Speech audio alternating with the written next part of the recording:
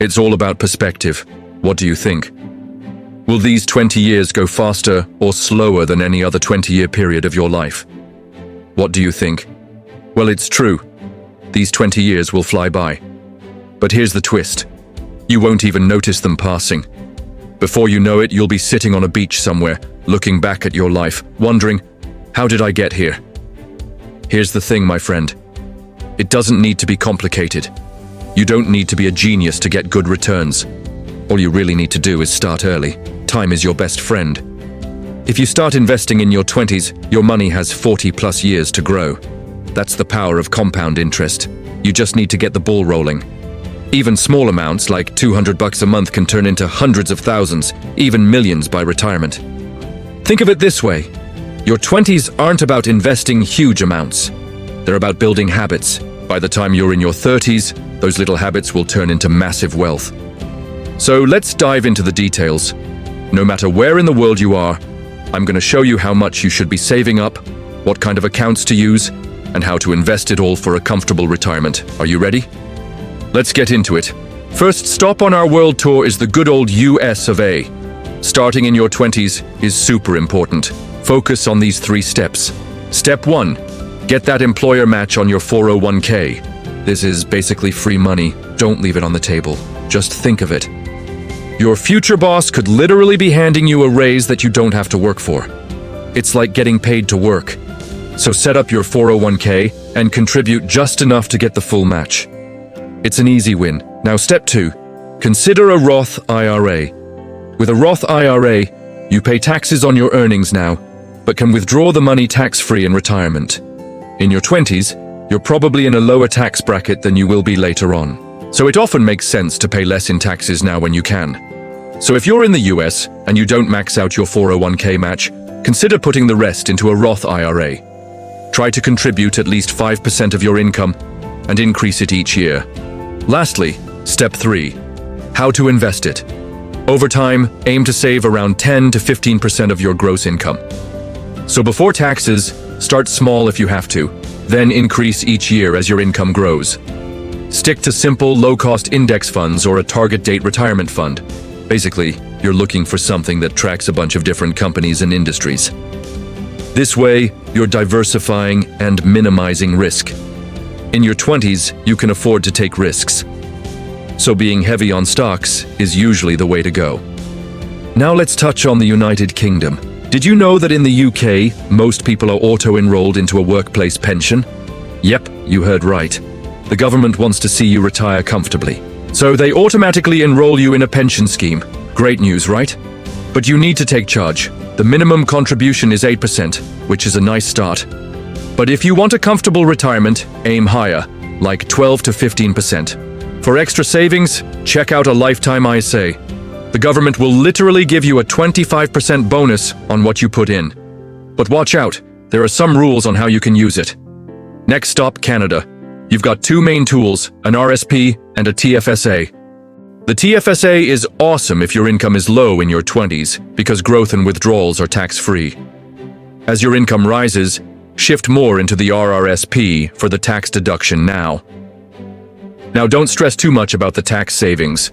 It's more about reducing your taxable income and increasing your take-home pay. This way, you can save and invest more money without paying too much tax. But as always, consult with a financial planner or tax advisor.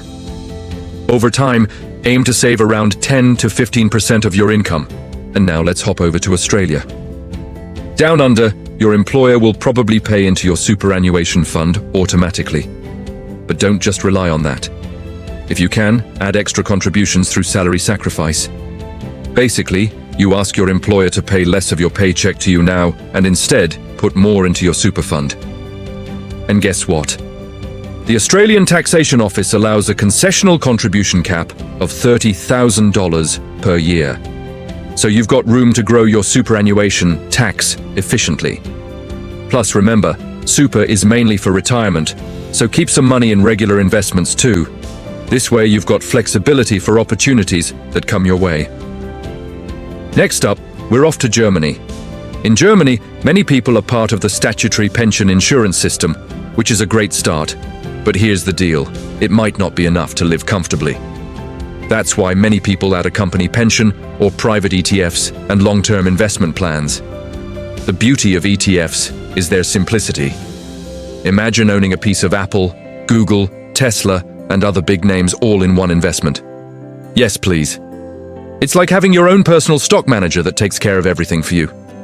So if you're in Germany, consider opening a brokerage account and starting an ETF savings plan. Aim to save around 10 to 15% of your income. And hey, if you're younger, you can take more risks with your investments. Last but not least, India. If you're salaried, you're probably contributing to the Employees Provident Fund, or EPF. This is a fantastic start, but don't stop there.